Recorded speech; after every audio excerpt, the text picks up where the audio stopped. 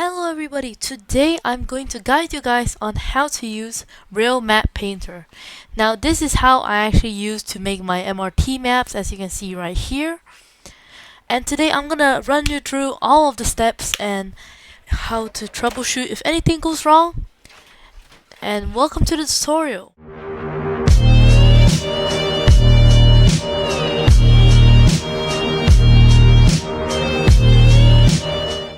So firstly, the website for Rail Map Painter is this, railmapgen.org. I'll leave the link in the description. And actually, right when you first start Rail Map Generator, you will see this. These are all the different apps associated with Rail Map Toolkit, and if you want to make MRT maps, the app to use is Rail Map Painter. Now, there's other things like Rail Map Generator or Rail Map Announcer, but I will probably cover that in another video. So we are just going to focus on Rail Map Painter for today. The settings are here. So here are the settings to just put all of the look settings, so light, dark, and you can also change the language here. The settings over here is what is in your map.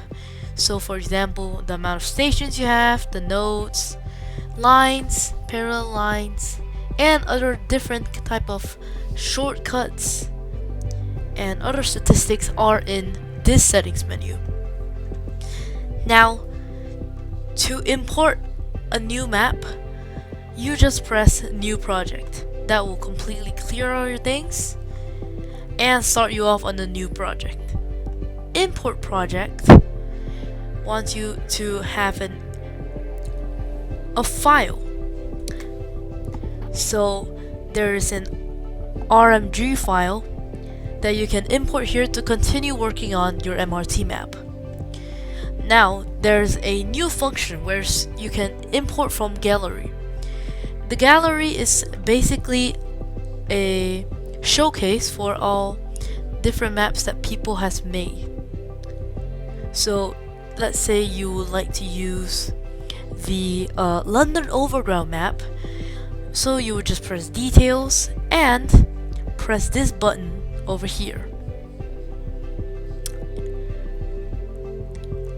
Now you have the map imported and you can start using it and changing it. Now, here's how you export a map. There are 3 different ways where you can do this. One is to export project. This will give you a JSON file where you can import, where you can see import project. You can import that JSON file and it will continue saving your map. So let's just import it from here.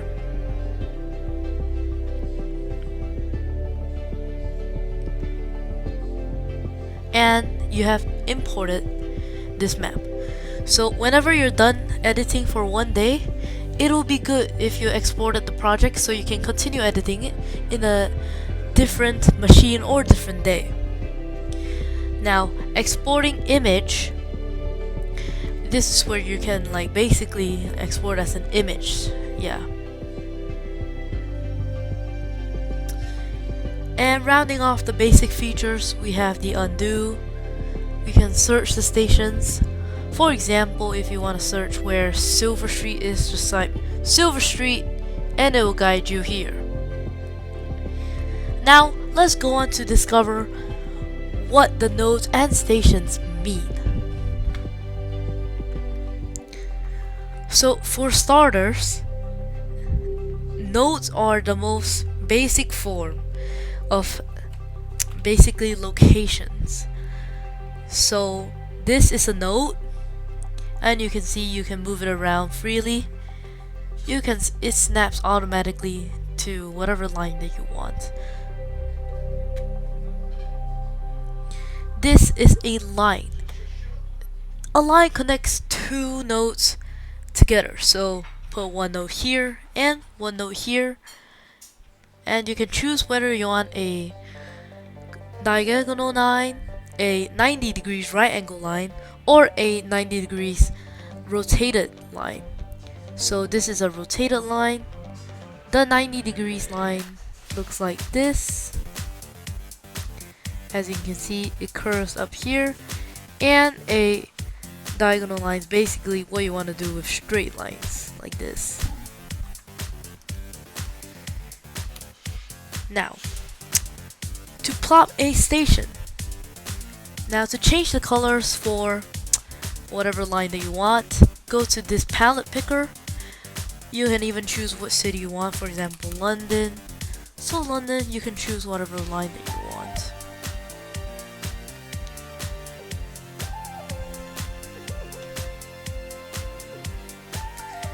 Now, when you have a station here, let's just plot this one for example. It gives you a lot of these complex, but the only thing we need to focus on is the attributes.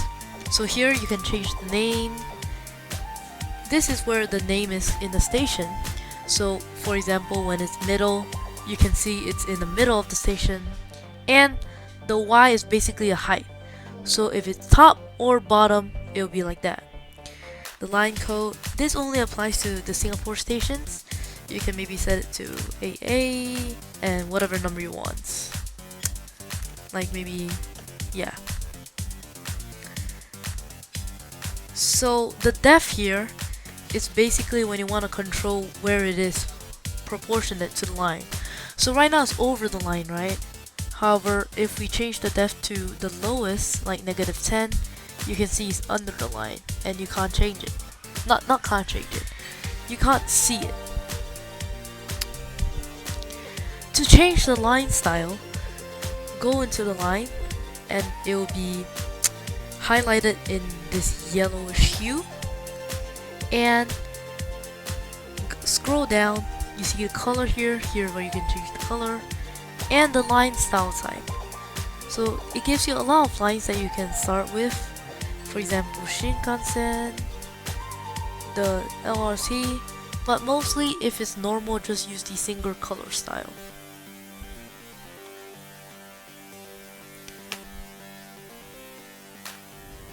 Now, here's how you import images and nodes.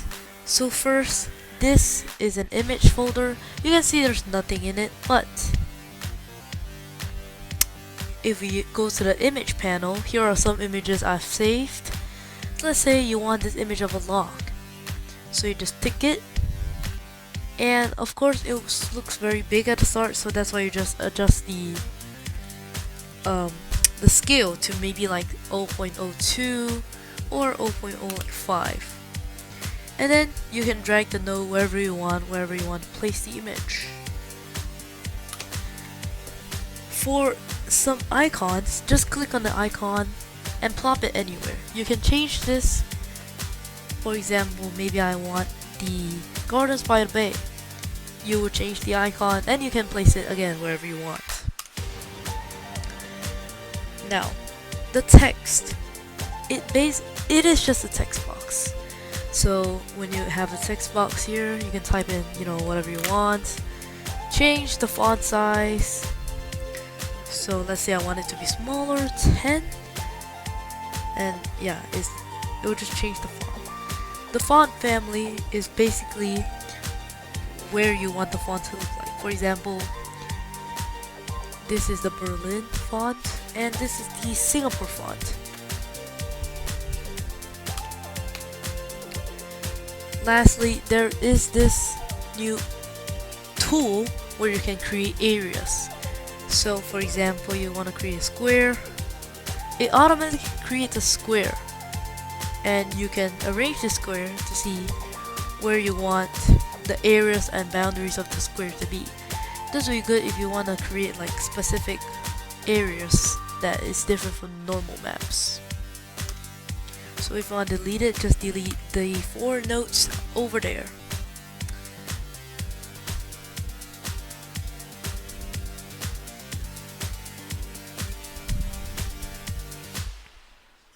Now, lastly, if you encounter some issues such as Real Map Painter not loading, there will be a screen that says use GitHub mirror or some other mirrors. So just click on those mirrors, click on it, and then it will direct you to the GitHub version of it. It works the exact same, but you don't have your file in there. So make sure you export the file and then import it back in the GitHub mirror version. So now that is a basic tutorial on Real Map Painter. Thank you guys for watching today, and see you guys next time. Bye bye.